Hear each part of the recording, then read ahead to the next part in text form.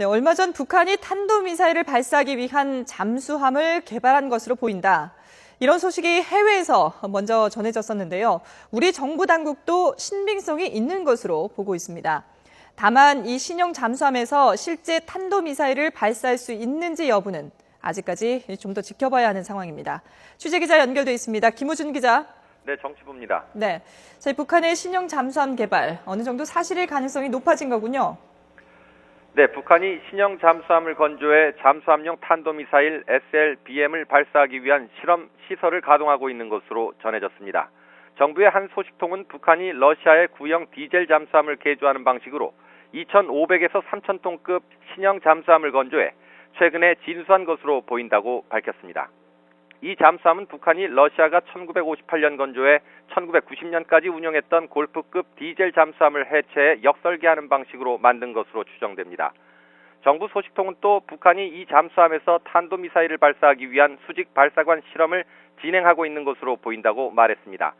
이에 앞서 미국의 북한 전문 웹사이트인 38로스는 지난달 20일 북한 신포조선소의 위성 사진에서 신형 잠수함과 탄도미사일 수직 발사관 실험용으로 보이는 시설이 포착됐다고 공개한 바 있습니다. 네, 이 북한의 신형 잠수함 개발은 이제 어느 정도 기정사실화된 것 같고요. 그래서 이제는 거기서 과연 탄도미사일을 발사할 수 있느냐 여부일 텐데 어떻게 전망되고 있습니까? 네, 현재 북한은 새로 만든 잠수함의 함교 부위에 미사일 수직 발사관을 설치해 시험 발사를 하는 방안을 추진하고 있는 것으로 보이는데요. 그 성공 여부는 아직 지켜봐야 할 것 같습니다. 통상 잠수함 발사 탄도미사일은 7,000톤급 이상의 대형 잠수함에서 발사하는데요. 이번에 포착된 잠수함은 3,000톤급의 중형 잠수함이어서 탄도미사일을 그만큼 더 가볍게 만들어야 합니다. 마찬가지로 핵탄두를 탑재하려면 추가로 경량화 기술이 필요합니다.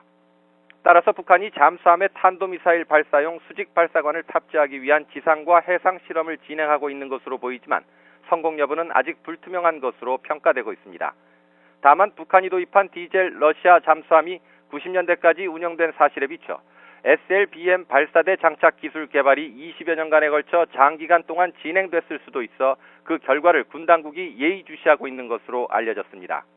북한은 이미 이동식 발사대에 장착한 중거리 무수탄 탄도미사일을 가동하는 것으로 알려졌는데요. 잠수함에서도 탄도미사일 발사가 가능해진다면 한미 군 정보당국이 위치를 포착하기 어려운 가장 위협적인 전략 무기로 등장할 것으로 보입니다. 지금까지 YTN 김호준입니다.